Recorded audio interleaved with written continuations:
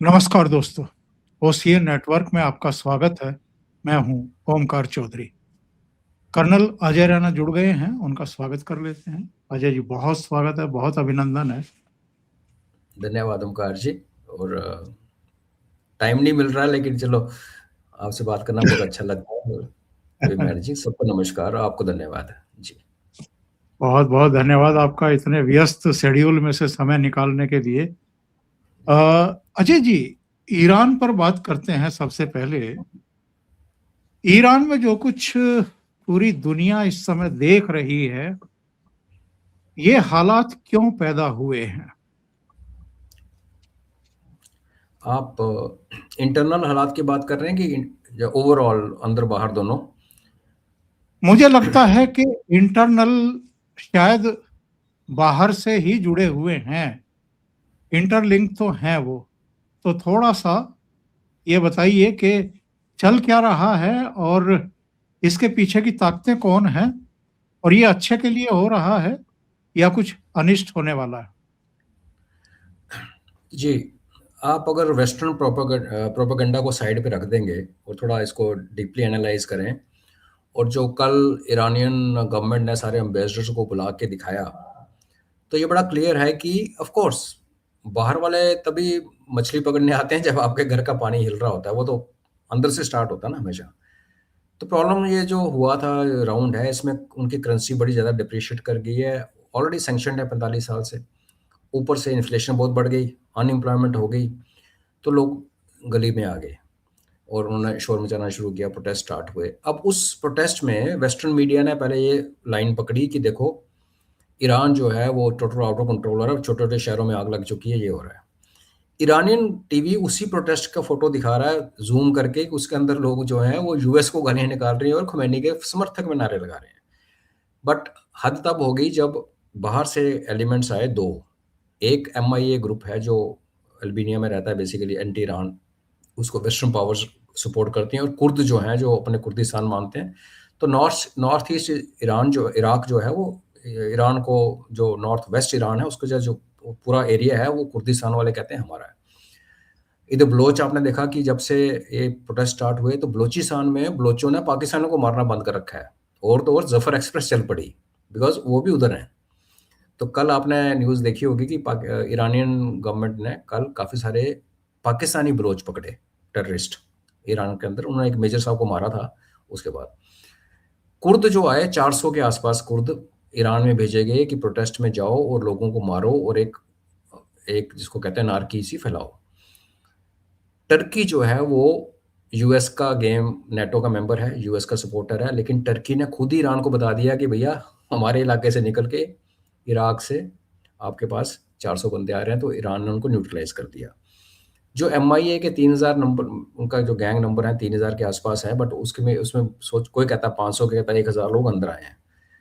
जो कल वीडियो इन्होंने दिखाया वेस्टर्न वर्ल्ड को सबको, उसमें ये दिखाया गया कि प्रोटेस्ट चल रहा है और प्रोटेस्टर्स एक दूसरे को मार रहे हैं गोली चला के।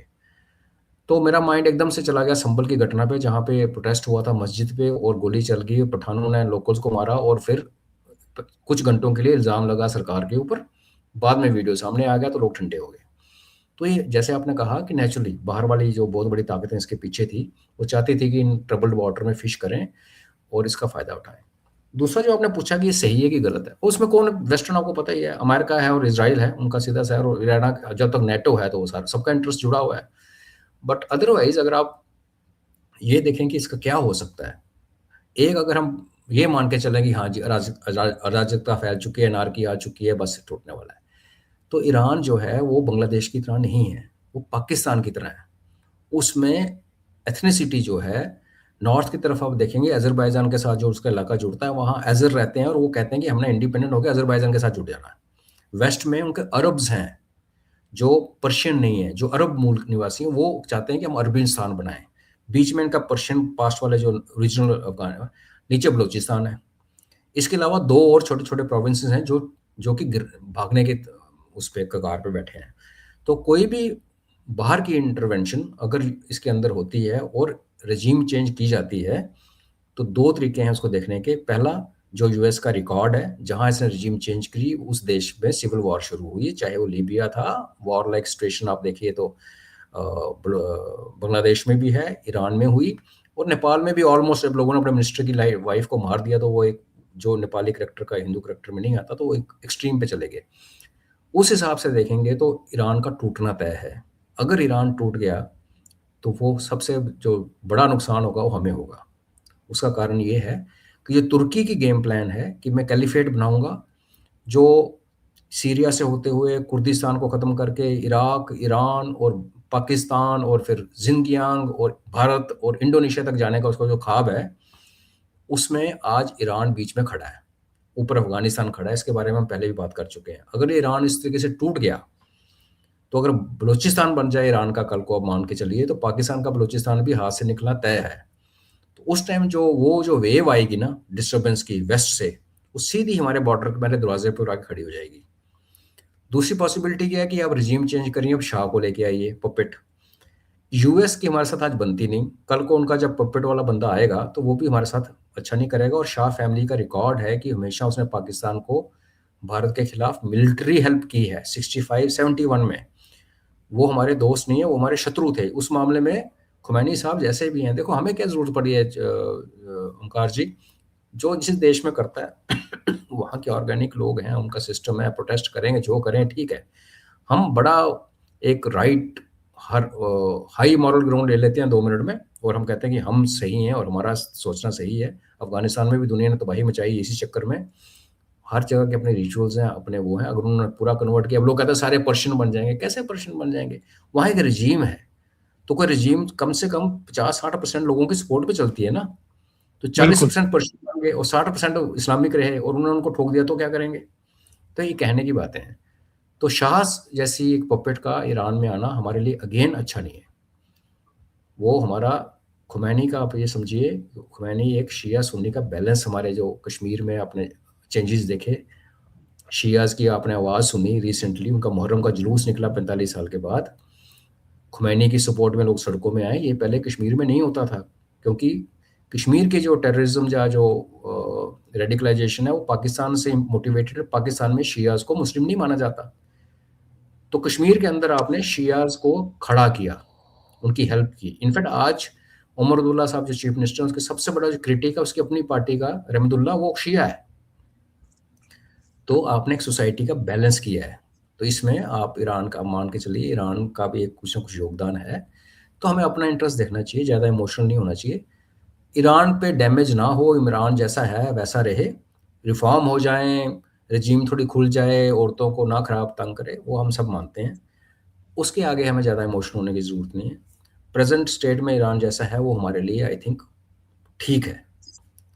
दोनों जो मैंने पॉसिबिलिटी बताई, रेजीम चेंज के बाद सिविल वॉर या रेजीम चेंज के बाद शाह का आना, वो हमें चुभेगा एक लॉन्ग रन। जी। अजय जी, आज ये सलाह दी गई है, एडवाइजरी जारी की गई है भारत की तरफ से कि भारतीय ईरान को तुरंत छोड़ दें। अब बहुत सारी खबरें आ रही हैं कि 12,000 के आसपास मारे जा चुके हैं।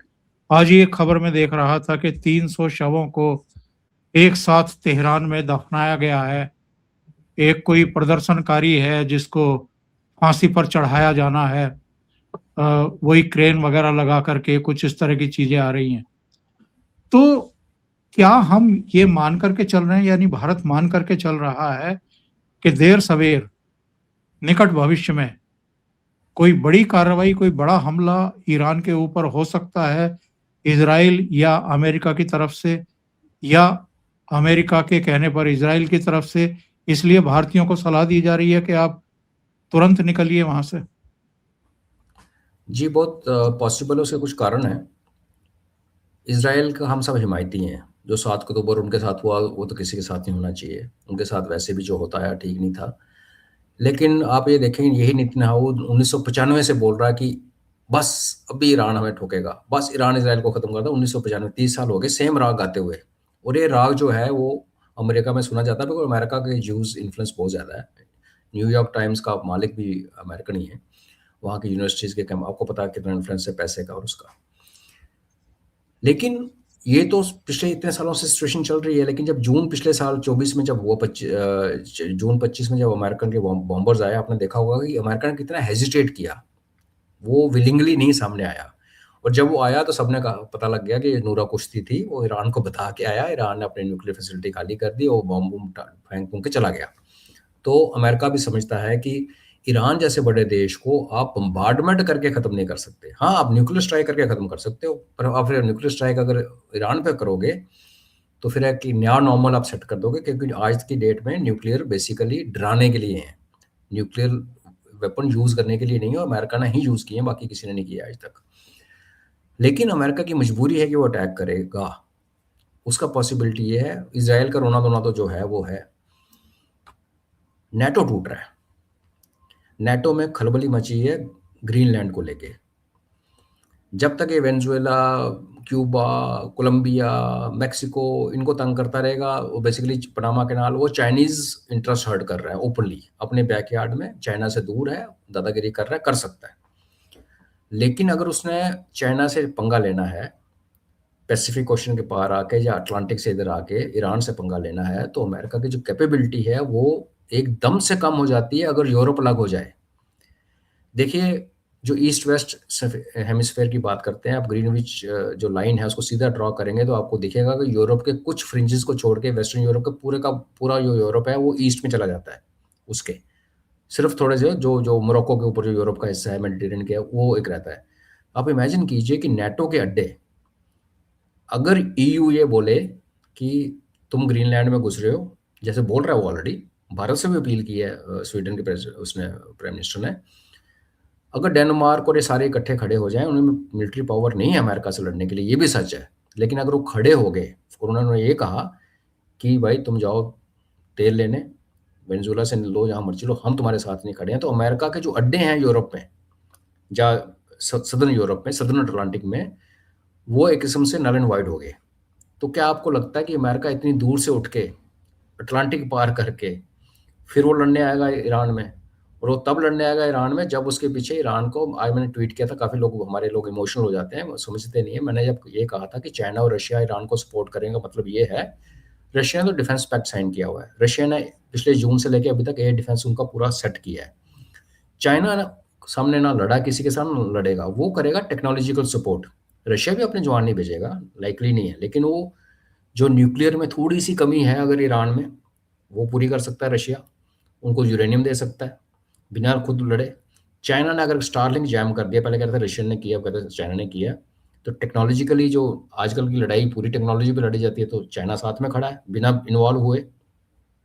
और जो सी ड्रोन की जो नुमाइश चल रही है, जहाँ पे 50-60 ड्रोन इकट्ठे जाते हैं समुद्र के अंदर, सोलर पावर होते हैं, खुद ही टारगेट ढूंढ के सबमरीन्स को ठोक देते हैं, तो अगर वो अगर बीच में अगर आते हैं, जो कि चाइना के पास हैं, तो अमेरिका की पावर अटलांटिक से पार आके लड़ने की क्षमता, जब यूरोप के ऊपर के अड्डे खत्म हो रहे हैं, तो आपकी पूरी पावर जो है सी बेस्ड है। और सी बेस्ड हो, और उसमें हूतीज ने पिछली बार आपको इतना ठोका था कि अब रेड सी के नॉर्थ में छुप गए थे अपना फ्लीट लेके। तो हूतीज को आप मत भूलें। आप ये ना भूलें कि अगर चाइना के पास वो ड्रोन कैपेबिलिटी है, और ईरान के ड्रोन भी बड़े फेमस हैं जो अंडर सी वाले, तो क्या अमेरिका की जो पूरा दामोदार उनकी जो नेवी के ऊपर है, क्या वो सस्टेन कर पाएगा एक लड़ना यहाँ पे आके? लेकिन फिर भी लड़ने का चांस इसलिए है कि अगर अमेरिका ग्रीनलैंड को छोड़ के ईरान की तरफ आता है, तो एक तो उसने इजराइल पे बड़ा एहसान कर दिया, वो बात अलग है। ये भी आपको बता दूं कि ईरान के पंगे लेने से सबसे पहले इजराइल ठुकेगा और अमेरिकन अड्डे ठुकेंगे, देख लेना आप, उनको बहुत पनिशमेंट मिलेगी, वो आयरन डोम शोम सब खत्म हो जाएगा, बिकॉज ईरान ने अपनी बेस्ट मिसाइल यूज नहीं किया अभी तक, और आज यूज ही नहीं किया। अमेरिका ने आज अमेरिका ने कतर में जो उनके सैनिक थे उनको कहा है कि आप तुरंत यहाँ से इसको खाली कर दें। उनको सबसे डर है बड़ा कि ईरान ठोकेगा इसको। सबसे बड़ा एयर बेस है कतर में, और सबसे बड़ा मिलिट्री बेस बहरीन में है। और ईरान ने पहले ही कहा था कि मेरे से पंगा लोगे तो मैं तुम्हारे जो दोस्त है ना यहाँ पे, सऊदी अरेबिया सबसे ऊपर लिस्ट में, उसको पहले ठोकूंगा। और सऊदी अरेबिया का ऑयल वेल जितने भी हैं सारे शिया लोकेलिटीज में है, उसकी पॉपुलेशन शिया है, तो वहाँ बड़ा कॉम्प्लेक्स सा सिचुएशन है। लेकिन फिर भी ये बेवकूफ़ी कर सकता है वो, इसलिए कि अगर वो ये करता है, ग्रीनलैंड को छोड़ दे, तो पूरा नेटो इकट्ठा हो जाएगा। देखिए, आप ईरान से अगर पंगा शुरू होता है और तबाही मचती है इसराइल की, तो नेचुरली सारे जो वाइट्स हैं, जो अपने आप को एंग्लो सैक्सन हैं, जो भी हैं, ये सारे इकट्ठे हो जाएंगे, तो नेटो थोड़े और साल जी लेगा। तो ये मेरे को लगता है कि देखो हम ट्रंप को जितना मर्जी ओमकार जी बोले बेवकूफ़ है, एक सुपर पावर का प्रेसिडेंट है, उसकी एक थिंक टैंक है, लोग साथ में हैं, वो ठीक है, वो सरेआम बात करता है जो पहले अमेरिका करता है ऐसे ही था, लेकिन बोलता नहीं था, ये बोल रहा है, इतने फ़र्क है और कुछ नहीं, करतूत उसकी वही है। उस संदर्भ में आप देखेंगे तो उसको बताया जाएगा कि भाई ग्रीनलैंड में गया तो तुम्हारा यूरोप हाथ से निकल गया, तुम्हारा यूरोप हाथ से निकल गया तो तुम्हारा वेस्ट एशिया और सेंट्रल एशियन रिपब्लिक जहाँ आप घुसने की कोशिश कर रहे हो ट्रंप कॉरिडोर बना के कि मैं चाइना और रशिया के बैकयार्ड में जाके तेल और गैस निकालूंगा तो इनसे तजाकिस्तान, कजाकिस्तान, किर्गिस्तान, तो वो सपना खत्म। अगर आप ईरान की तरफ आते हो, उसमें इज़राइल तो ठुकेगा। ईरान वाले यूएसए के अंदर जाके तो यूएसए को नहीं मारने वाले, लेकिन वो जो जैसे आप कह रहे हो अड्डों को ठोकेंगे, चाहे कतर में, बहरीन में, यहाँ तो बहुत सारे अड्डे हैं, हर देश में है। उससे नेटो का जुड़ने का, एक यूनिफाई होने का एक पॉसिबिलिटी है। और दूसरा खतरा क्या है ग्रीनलैंड का ओंकार जी, अगर यूरोप जो कह रहा है वो करना चाहता है, वो क्या कह रहा है कि हम अमेरिका को अपोज करेंगे ग्रीनलैंड में, तो यूरोप के किसी भी देश में कैपेबिलिटी नहीं है, मिलिट्री कैपेबिलिटी अमेरिका को रोकने की। अगर उनका एक प्राइम मिनिस्टर किसी देश का मोदी जी को अपील कर रहा है, तो आप समझ सकते हो कि वो हताश हैं। तो अगर ऐसी बात हुई, और आप एक हाइपोथेटिकल सिचुएशन में आपको पेंट करता हूँ कि यूरोप जाता है पुतिन के पास कि पुतिन जी, हमने आपको यूक्रेन से हमने लड़ा रखा है, यूक्रेन को करो बंद, यूक्रेन के आप भाड़ में, आप हमें हमारे साथ डिफेंस पैक्ट कर लो कि आप हमारे सपोर्ट में आओगे। अगेन रशिया को कोई फौज भेजने की जरूरत नहीं है, उसकी पनडुब्बियां हैं, उसकी मिसाइल्स हैं। ऐसा डिफेंस पैक्ट हो गया तो अमेरिका ग्रीनलैंड में शायद ना आए, बिकॉज वहां आ गया तो फिर वर्ल्ड वॉर है। तो ये बहुत सारी एक फ्लक्स चल रहा है, और आने वाले 24 घंटे, 48 घंटे, 72 घंटे में ओंकार जी क्या हो जाए कुछ नहीं कह सकते। जो चीज़ें हम सोच रहे हैं हो ही नहीं सकती। कोई को बोलेगा रशिया और यूरोप का मेल कैसे हो सकता है। हालात जब अनयूजुअल हों तो अनयूजुअल बातें होती हैं। तो इसलिए मुझे लगता है कि वो यूरोप को यूनिफाई करेगा और ईरान को टारगेट करेगा, इसलिए पॉसिबिलिटी ज़्यादा है। इसलिए भारत ने अपने सैनिक निकाले हैं, अपने सिविलियंस को सबको बोला है, और अमेरिका अपने सैनिक वहाँ से निकाल रहा है। क्योंकि आज मैंने एक ट्वीट किया था कि अगर उसको चाइना की ऐसे सपोर्ट मिल जाती है, ईरान को, रशिया की मिल जाती है, तो उसके पास इतना मिसाइल का भंडार है कि वो इसराइल को चेप देगा और रशिया यूएस के ठिकानों को तबाह करेगा। तो अगर आप ईरानियन हो, और एक इस्लामिस्ट ईरानियन हो जिसने 72 मोहरों से मिलना है, उसको ये वाला जन्म जो है वो इनके विचार में तो वेस्ट है ना टाइम का। तो आप बताओ, जब बिल्कुल। आपको पता है अमेरिका मेरे को मारने आ रहा है, तो क्या आप पहल नहीं कर सकते? अगर आपको मरना ही है तो मार के मरोगे ना, पहल करोगे तो मार के मरोगे, पहल नहीं करोगे तो वैसे मारे जाओगे।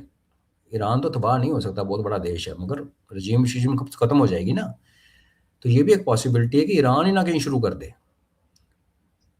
तो बहुत इंटरेस्टिंग टाइम में हम रह रहे हैं ओंकार जी।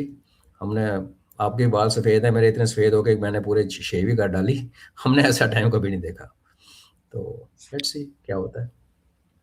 लेकिन ये वॉर तो लगभग भारत के दरवाजे पर ही ले आए हैं डोनाल्ड ट्रंप।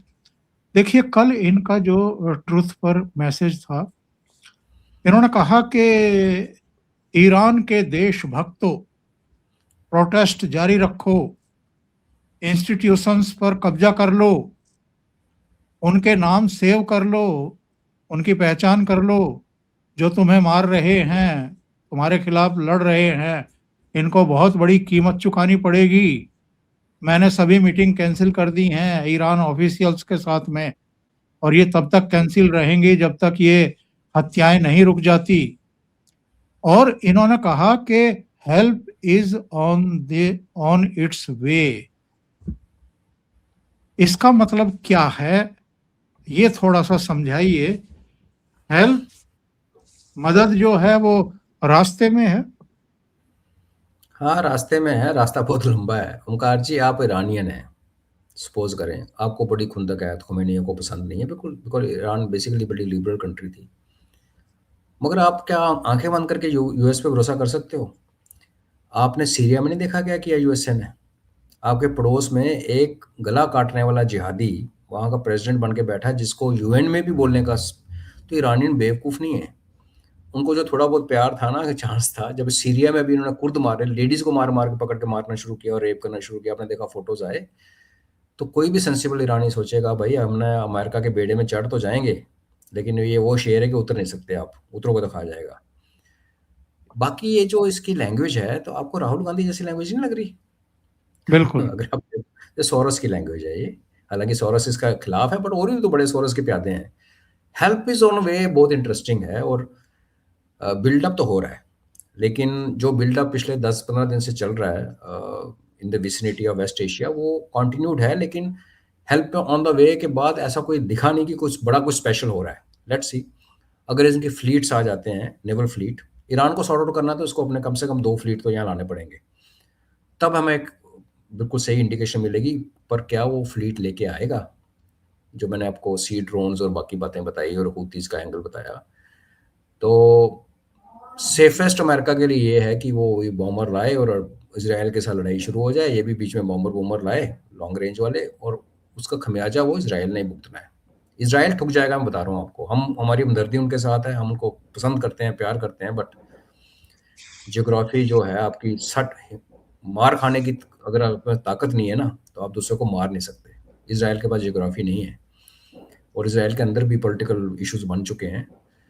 तो इस ऑन द वे का मुझे ट्रांसलेशन तो ये है कि बस हम आप पहुंचने वाले हैं, डोंट वरी। पता नहीं, अभी 24 घंटे तो हो गए, लंबा ही रास्ता है, कोई पता नहीं कहाँ से आया। ट्रम्प कहता कुछ है सर, करता कुछ, आपको पता तो है। और मैंने ये इसलिए भी दिखाया है दर्शकों को कि मेरे विचार से ये दुनिया में एकमात्र वाहिद राष्ट्रपति है या ताकत है, अमेरिका ठीक है ताकत तो है, ये तो मानना पड़ेगा, जो खुल्लम खुल्ला दूसरे देशों में हस्तक्षेप कर रहा है और प्रदर्शनकारियों को कह रहा है कि प्रदर्शन करते रहो, इंस्टीट्यूशंस पर कब्जा करो, सबकी लिस्ट बना के रखो और हम आकर के फिर उनको सबक सिखाएंगे। ऐसा तो कभी हुआ नहीं अजय जी। हाँ, वो जिसने भी किया वो अपने देश के अंदर ही करता है। राहुल करता है, हमारा राहुल गांधी ऐसी धमकियां देता है, हम बाहर से कभी नहीं करते। और मैं बताऊं, जो करते हैं वो बोलते नहीं है। इसका ये रिकॉर्ड है कि इसने जब जब मीटिंग की तभी भी इसने अटैक किया। जब ईरान पे इसके बॉम्बर्स आए तो ईरान से नेगोशिएशन चल रही थी। जब कतर पे बॉम्बार्डमेंट हुई तो हमास की टीम कतर में बात करने आई हुई थी। तो जो बंदा पीस टॉक्स को इनवाइट करके आपके ऊपर मारता है, गोले फेंकता है, अगर वो ये कह रहा कि मैं गोले फेंकने आ रहा हूँ, तो हो सकता है वो ना ही आए। है तो वो, ये देखो ना, ये इसको प्रिडिक्ट करना भी मुश्किल है, और ये झूठ बड़ा बोलता है। अगर आपको ठोकना है तो आप क्यों बोलोगे? क्या ज़रूरत पड़ी है आपको डिक्लेयर करके? और अगर आप जहाँ जाके अगर आप तेहरान में बॉम्बार्डमेंट करेंगे, तो वो जिन लोगों को आप कह रहे हो, तो वो उनको क्या गारंटी है वो बचेंगे? क्या कोलैटरल डैमेज नहीं होगी? मागा तो फेल हो गया, मीगा बनाने चल पड़े आप। तो मागा का फेलियर भी तो ईरानियन को दिख रहा है ना जी। तो पर कुछ कह नहीं सकते। मुझे लगता है कि अगर इसने कुछ नहीं करना तो बात लगा, अगर करना ही है, कसम ही खा रखी है, तो ईरान में करेगा, जिसका रीज़न मैंने आपको बताया। Greenland is to risky for America. Europe को ये जो लगता कहा नहीं। जा रहा है कि अगर इसने ग्रीनलैंड पर अटैक किया, कब्जा करने की कोशिश की, तो नेटो टूट जाएगा, ये कितना सही है ये कहना कि नेटो टूट जाएगा? देखिए, नेटो का टूटना कुछ 6-7 महीने पहले की बात है। मैंने एक ट्वीट किया था कि यूएन तो टूटेगा ही, लेकिन लग रहा है कि नेटो पहले टूटेगा। नेटो वाले अनकंफर्टेबल क्यों हैं? पहले नेटो का मतलब था पूरा ही खर्चा अमेरिका उठा रहा था। यूरोपियन अपना अच्छा लाइफस्टाइल, साइकिल वाइकिल करके, घूम स्कीइंग घूम करके, क्लबिंग करके खुश थे। इसने फिर बोला कि तुम सारे 5-5% अपना जीडीपी का नेटो में डालो। तो वो कंट्रीज का पहले ही एक रिसेशन यूरोप में भी सेट हो रखा है। चाइनीज ने उनकी मैन्युफैक्चरिंग टेक ओवर कर ली। जर्मनी की मैन्युफैक्चरिंग बंद हो गई है। यूके के हालात आपको पता ही है क्या हो गया। वहाँ तो पूरा ही रजीम ही चेंज हो गई ना। वहाँ तो लॉ मिनिस्ट्री अभी पाकिस्तानी बन गई। रहा फ्रांस, तो फ्रांस में आपको पता है कि उनकी पुलिस बड़े गेटों में जाती नहीं है। न्यू ईयर और क्रिसमस की सेलिब्रेशन इस बार यूरोप में नहीं हुई कि इस्लामिस्ट जो है वो पंगा करेंगे। तो इतने वीक हालात में जो यूरोप है, उनके पास पुराना पैसा है, दुनिया भर का 2 नंबर का पैसा पड़ा है स्विस बैंक्स में, गोल्ड पड़ा है सिटी ऑफ लंदन में, वो सब ठीक है। लेकिन इकोनॉमिकली वो उतने ही वीक है यूरोप पूरा, जितना यूके वीक था वर्ल्ड वॉर 2 के बाद। तो ऐसे हालत में अगर आप उनको ये बोलो कि आप 5% अपना जीडीपी जो है वो आप लड़ाई पे खर्चो, ताकि मैं आपको हथियार बेचूं और आप वो हथियार यूक्रेन में दो, तो पहले लोग उससे अनकंफर्टेबल हैं। इनकम होती तो कर भी लेते। दूसरा, जो ट्रंप ने किस किस को बुला के इंसल्ट नहीं किया अपने ऑफिस में आके, और जब वो इसको मिल के आता है इंसल्ट नहीं करता, उसके पीछे उल्टा स्टेटमेंट देता है, जो अगला बंदा घर पहुंच के कहता है मैंने तो ऐसा सौदा किया ही नहीं। जब ये अलास्का में मिल के आया तो पुतिन के साथ जो हाथ मिलाया, आपके प्रोग्राम पे मैंने कहा था इन्होंने अपने आपस में हाथ मिलाया है और इसने पुतिन के हवाले कर दिया यूरोप। तो यूरोप को ये भी लगता है कि इसने हमें डिच किया है। क्यों डिच किया? कि यूक्रेन में जो इसको रेयर अर्थ और वो जो भी इसका सपना था वो यूके ने पहले एग्रीमेंट किया था, इसलिए इसकी यूके से नहीं बनती। तो ऐसे हालत में फिर नेटो बचा क्या? नेटो का एक मेंबर अटलांटिक के उस तरफ है जिसका नाम है अमेरिका। बाकी सारे जो 34-35 मेंबर इस तरफ है, यूरोप की तरफ। और एक था कोई, I am not sure, south America का है नहीं कोई, मेरे ख्याल ज्यादा नेटो का कोई नहीं है, कनाडा है उधर ऊपर बस, बाकी नीचे कोई नहीं। तो जब ये लोग इसको पसंद नहीं करेंगे, चाहे 2 साल के लिए ना करें या ना करें, तो फिर नेटो बचा कहाँ? और ये कहता है कि ये ट्रांजैक्शनल है, कि कुछ फ़ायदा होगा तो मैं आपकी हेल्प करूँगा। और कन्वेंशनल वेपन जो लड़ाई लड़ने के साधन हैं, वो ये काफ़ी एग्ज़ॉस्ट कर चुका है यूक्रेन में भी और इज़राइल में भी। तो इसलिए नेटो का टूटना इसलिए लगता है कि देखो, एंड ऑफ डे उपकार जी, दुनिया और ऑर्गेनाइजेशन सिर्फ पैसे पे चलती हैं। जिस दिन पैसे की कमी पड़ती है, अमेरिका की अपना 37-38 ट्रिलियन डॉलर पे कर्जा है। वो अमेरिका ये वो नहीं है जो 20 साल पहले था। तो आप कर्जे में दबे हो, आप फाइनेंस कर नहीं सकते। यूरोप का बुरा हाल है, वो अपने आप को सपोर्ट कर नहीं सकता, तो नेटो चलेगा कैसे? तो इसलिए लग रहा है कि नेटो का टूटना, इंटरनेशनल ऑर्गेनाइजेशंस में नेटो का टूटना, यूएनओ का टूटना, ब्रिक्स के उठते ही आपको ये क्रम्बलिंग दिखाई देगी। इसलिए हमें लगता है, बाकी देखेंगे क्या होता है। और बट ये जो ईरान में सर्जियो ईरान में घुस जी गया अगर ओमकार जी, तो नेटो फिर जुड़ जाएगा, एटलीस्ट फॉर 5-7 साल फिर जुड़ा रहेगा। जी। सही है। ये जो सर्जियो गोर आकर के महेंद्र कपूर के नगमे गा रहा है दिल्ली में कि तुम अगर साथ देने का वादा करो, मैं यूं ही मस्त नगमे सुनाता रहूं, तो ये क्या है? मतलब क्या मतलब समझें कि साहब ट्रम्प और मोदी जी की दोस्ती तो एक अलग ही लेवल की है। अच्छा, इतनी बढ़िया दोस्ती है कि आप मुनीर को बुला करके लंच करा रहे हो, आप डेड इकोनॉमी बता रहे हो, आप सीज फायर पर झूठ बोले जा रहे हो, आप यहाँ डोमेस्टिक पॉलिटिक्स में मोदी जी की मुश्किलें बढ़ा रहे हो। इतने बढ़िया दोस्त हो आप। सर्जियो तो पहले हमारा भारत का एम्बेसडर है नहीं, दूसरा वो डिप्लोमेट भी नहीं है। वो ट्रंप का चुनाव एक नुमाइंदा है, यंगस्टर है, जिसको पूरे का पूरा इलाका हवाले कर दिया। तो हमारे जैसे देश के लिए एक इंसल्ट की बात है कि अमेरिका का एम्बेसडर हमें और पाकिस्तान को और बांग्लादेश को बराबर मानता है। That's one. सेकंडली, ये जो गाने जो इसको लगा था कि भारत में वो इमोशनल ब्लैकमेल और चल जाएगा, उसको ये नहीं पता कि भारत में जो आजकल लोग हनुमान चालीसा गाते हैं। हाइकर महेंद्र कपूर के गाने बंद हो गए, इतने हो गए कि अब अनूप जलोटा फिल्म बना रहे हैं अपने पे, अनूप जलोटा मूवी में आ रहे हैं, इतने भजन इतने पॉपुलर हो गए हैं आजकल, इतना अच्छा कर रहे हैं बिजनेस। आप इधर गाने गा रहे हो, उधर वो कह रहा है 25 मिनट में और लगा दूंगा ईरान के तेल पे, तो आप इफेक्टिवली हमें 75% पे ले गए। तो ये गाने बजाने का अगर ये सच सोचता है कि मोदी की तारीफ करके मोदी जी मंत्रमुग्ध हो जाएंगे, तो मोदी जी ने तो कॉल ही नहीं किया ट्रंप को। पिछली बार हमने डिस्कस किया था जब वो कनाडा से ट्रंप को मिलने उन्होंने मना किया था, मैं नहीं आ रहा, जब वो मुनीर को गले में गोद में बिठा के बैठा हुआ था। और यहाँ ये दूसरा इंस्टांस है कि वर्ल्ड का सुपर पावर प्रेसिडेंट कहता है मेरे से बात कर लो, और मोदी जी बात नहीं कर रहे।